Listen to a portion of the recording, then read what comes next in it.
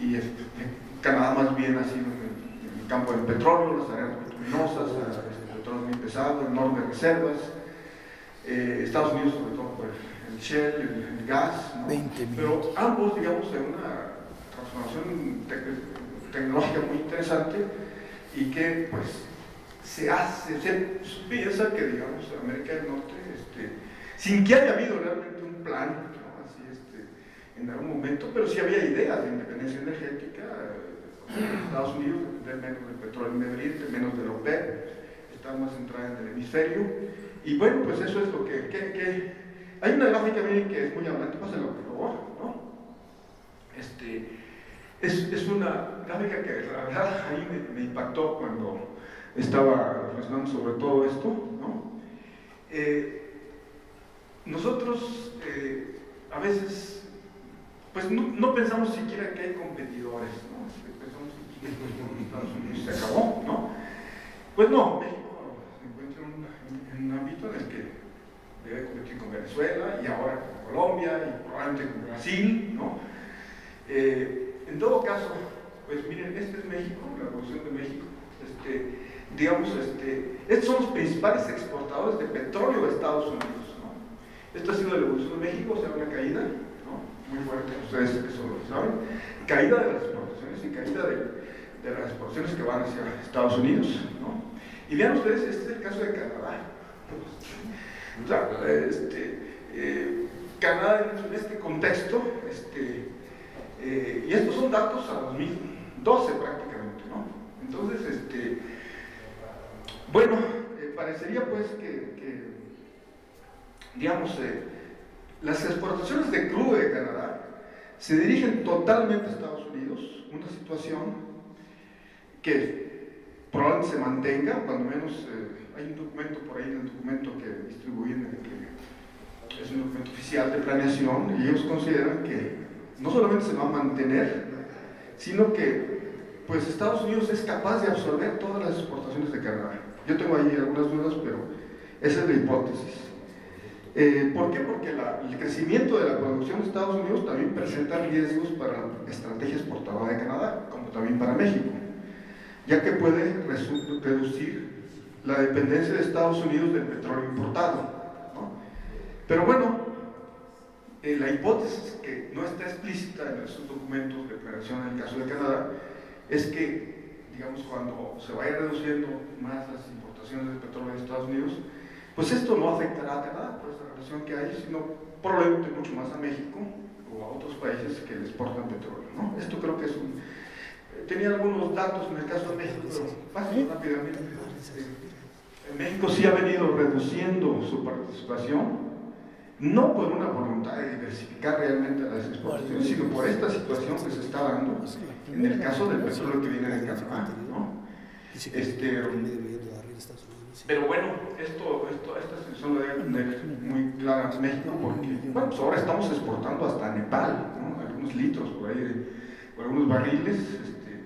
Ustedes recuerdan cuando fue a China el presidente Peña Nieto, también se habló de bueno, eso digamos, parecería que México tiene la misma estrategia que Canadá, es decir, producir más petróleo, en el sentido de la reforma, salir más, para producir más, para exportar más. El problema es que su principal socio probablemente vaya declinando su necesidad de importaciones que vengan de México, y probablemente, sobre todo, está esta situación de que los crudos canadienses van a llegar incluso hasta el Golfo de México. Entonces, que es un crudo pesado, por cierto, que es el mismo que exporta México, básicamente, ¿no? Como ustedes en Maya son sobre todo una exportación importante. Entonces, creo yo que esto, pues en otro plano, digamos, de la dimensión esta, de la transición y del crecimiento, eso no. Y en términos de estrategia de un país exportador, creo que son datos muy importantes, ¿no? A ver, y bueno, yo hacía alguna conexión con el caso de las reformas, ¿no? Entre Estados Unidos y Canadá se da una simbiosis energética facilitada por la cercanía, pero no solamente geográfica, sino de sus marcos institucionales y regulatorios. Uno puede ver estas propuestas de reforma que se han hecho en México, pues en el sentido de acercarse más en el plano institucional y regulatorio a lo que predomina en el caso de esta relación Estados Unidos y Canadá. ¿Por qué? Pues ustedes saben, el TLCAN no ha tenido solamente objetivos comerciales, pues es un instrumento para extender una serie de reglas y regulaciones en diferentes planos de la economía y la sociedad, ¿no? Entonces, pues sí, todo esto es un punto también que dejo nada más ahí, en ese contexto, cómo se ven las reformas, qué sentido tienen, qué es lo que se proponen, tienen presente ese marco, ¿no? Porque en el caso de Estados Unidos y Canadá, digamos, salvo algunos aspectos de los derechos de propiedad en algunas provincias, ¿no?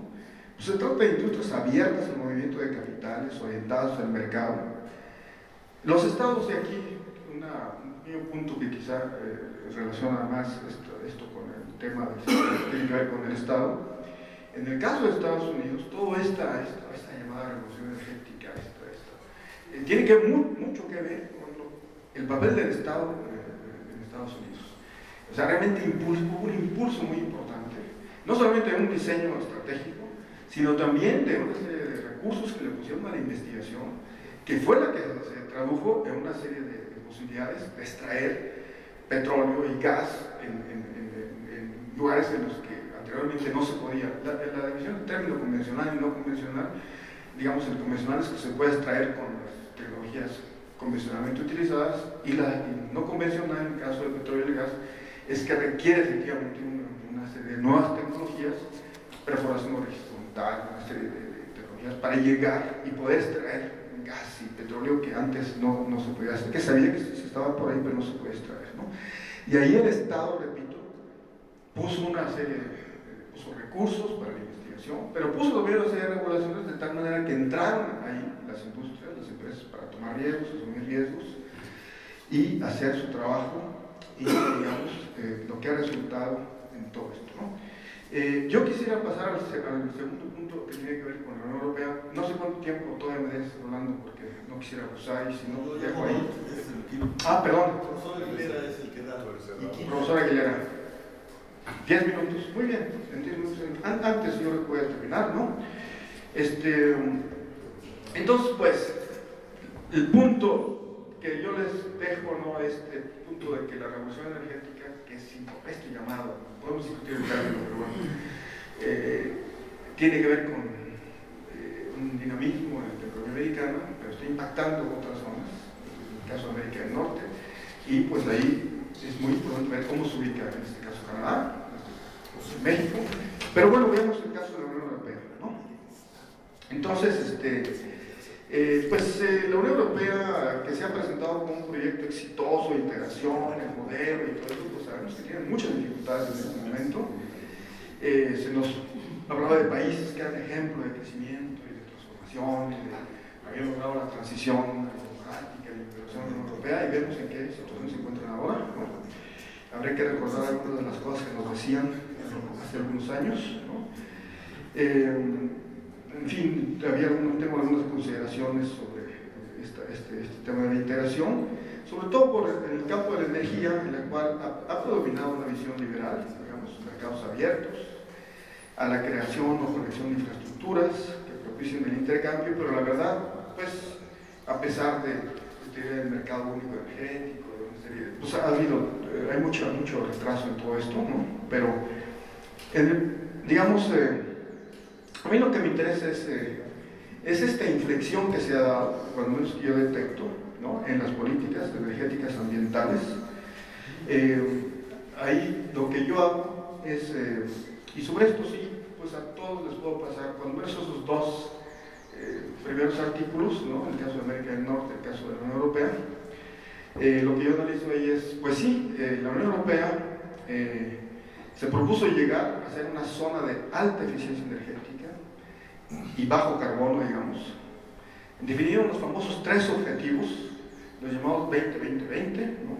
Es decir, 20 de reducción del consumo de energía primaria, 20% para 2020, 20% de reducción en las emisiones respecto al nivel de 1990, 20% de consumo energético proveniente de fuentes renovables, y esto en 2007. Lo interesante es que estos objetivos se definieron antes de la crisis, ¿no? Entonces, pues claro que esto se ha visto impactado y esto es muy interesante ver cómo en esta situación, pues, no solamente los países, sino pues, la Unión Europea, zona de interacción, pues ha tenido que reaccionar, ¿no? Porque efectivamente ha habido logros. Pásame la siguiente, por favor, ¿no? Este es en el caso de la Unión Europea, la tendencia de las emisiones de los gases de efecto invernadero, ¿no? Vean ustedes que efectivamente ha habido logros importantes, ¿no? Digamos, incluso se han superado las expectativas, el famoso 20%.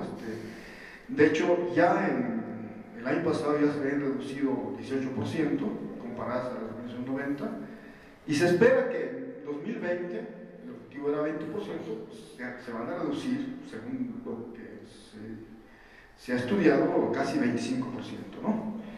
Ahora, lo que es cierto, pues, es que esa reducción pues tiene que ver con la situación económica, ¿no? O sea, caída, pues, obviamente eso ha traído una serie de impactos, ¿no? Reducción de la actividad económica, pero también, pues, se habla de desindustrialización relacionada con esta deslocalización manufacturera, la recesión de buena parte de los países, ¿no?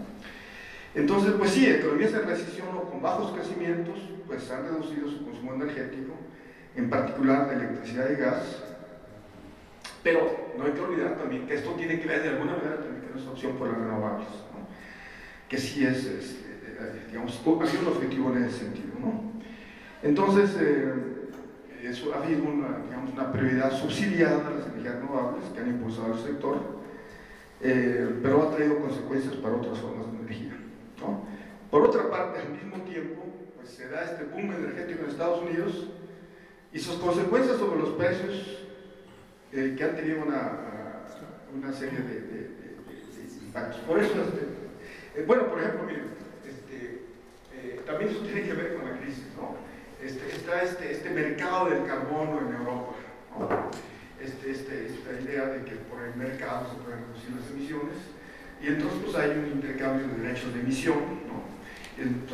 Había un determinado precio en cierto momento, y pues la crisis ha hecho el precio del carbono por tonelada, que casi ha llegado a 20, pues anda más abajo de 5, ¿no? Entonces, pues imagine usted lo que esto impacta en el grado, digamos, de la opción para las renovables. Pues no importa, ustedes pueden consumir más. Alemania en la coyuntura, cuando menos, a reducir reducir en 2020, quitar la energía nuclear, pues uno diría, no, pues va a pintarse de verde todo este país. Pues no, es más gas y más carbono, ¿no? Entonces, y de hecho, Alemania ha tenido un incremento en sus emisiones, ¿no? Y Estados Unidos ha tenido una reducción de emisiones porque utiliza más gas, ¿no? Entonces, esto realmente es muy interesante, pero pues todo esto tiene que ver con esto que planteaba Rolando, el tema de la crisis, ¿no? Que no solamente se puede estudiar en mercados financieros, que es muy importante, cómo está pasando esto hacia los últimos mercados como los ambientales, ¿no? Ya quisiera terminar, nada más, bueno, yo repaso los objetivos, ¿no? A pesar de todo, hay objetivos para la Unión Europea, pero se basa mucho en planes nacionales, ¿no? Cada país, de alguna manera, va a definir su mix, ¿no? Si se mantiene la nuclear, en otros países, Polonia, pues 90% de su electricidad es con base en carbón, ¿no? Entonces, pues si tienen frontera por Alemania y las emisiones no se detienen en la frontera con Alemania, o sea, entonces ahí hay un tema muy interesante, ¿no? Y la Unión Europea ha aprobado el Shell, ¿no? Francia a nivel del Parlamento, ¿no? Pero la Unión Europea, entonces es posible que algunos países vayan por el Shell, Polonia u otros, ¿no? Entonces ahí, pues, de alguna manera, esto de las políticas en un marco de integración, como se veía todavía con muchos éxitos a principios de este ciclo, antes de la crisis, pues se ha visto impactado en diferentes ámbitos, incluso en este tema de las políticas energéticas y ambientales, ¿no? Y quisiera terminar con el tema del costo de la energía y la competitividad, porque digamos este nuevo marco, yo llamo ya casi nuevo marco, aunque De hecho, es el Consejo Europeo, ¿no?, el que va a definir esto, la propuesta. Hizo una comisión, hizo una propuesta, incluye, no la detallé, pero tiene que ver con toda esta inflexión, digamos, hablando en términos, digamos, muy suaves, digamos. Lo que es cierto es que digamos, la Comisión Europea anexó a esta propuesta un informe sobre precios y costos energéticos, que realmente para los economistas es muy importante, el cual compara los precios de la Unión Europea con los de sus principales socios comerciales, ¿no? Y bueno, pues sí, los precios de la Unión Europea han subido desde 2008 y las comparaciones con Estados Unidos han puesto en evidencia diferenciales, en particular con el caso del gas natural. Y entonces, pues esta preocupación de las consecuencias sobre la competitividad europea, en especial de las industrias altamente consumidoras de energía, ¿no? Entonces, por eso, si pasa el siguiente, por favor, ¿no? Pues aquí está, digamos, una comparación de precios en diferentes países, y ustedes ven, por ejemplo, el caso del petróleo crudo, es más elevado, digamos, ¿no? El gas natural para Alemania, ¿no?, que sería y el Henry Hub, que es el de Texas en Estados Unidos, ¿no?, que es para acá, ¿no? Eso pues son datos, digamos, de una comparación de precios, ¿no?, que tiene muy preocupados a los europeos. Y en el caso de las exportaciones, la siguiente, por favor, ¿no?, es la proporción en los mercados globales de los bienes, digamos, altamente intensivos en energía, ¿no? Pues ven ustedes, ¿no?, la caída en el caso de la Unión Europea. Para Estados Unidos, al contrario, para Japón la caída, para China, ¿no? En fin, y ya termino simplemente haciendo una reflexión, ¿no?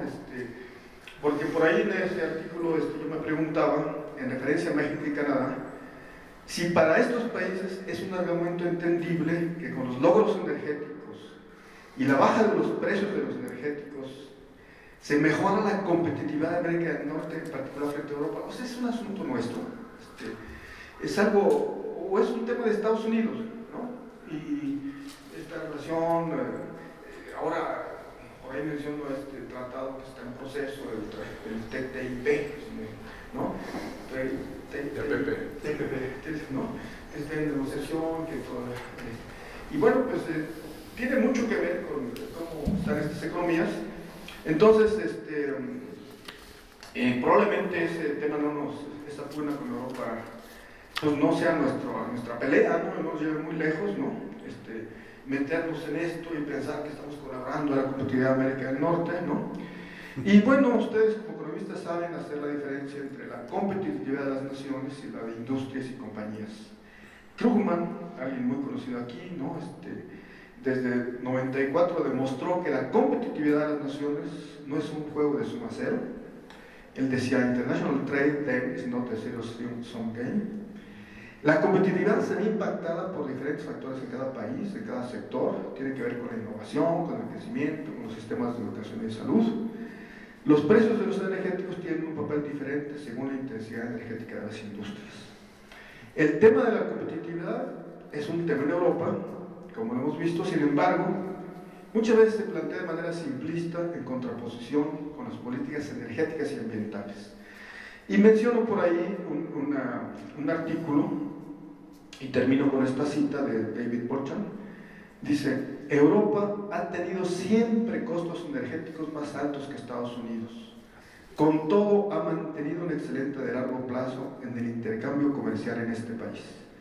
Contrariamente a lo que muchos industriales europeos argumentan, no hay razón para cambiar el curso general de la política energética y ambiental de la Unión Europea o para rebajar sus ambiciones. Aquí termina esta cita de este autor, ¿no? O sea, cuestionando todo esto, que puede ser mucho, tiene que ver mucho de político y ideológico, de la conectividad, y haciendo referencia a Krugman, ¿no? Y bueno, pues creo que vale la pena profundizar en el análisis y seguir el debate. Muchas cosas juegan para el futuro de Europa y la manera como saldrá esta crisis, pero pues también podemos decir cercana a Europa. Muchas gracias por su atención.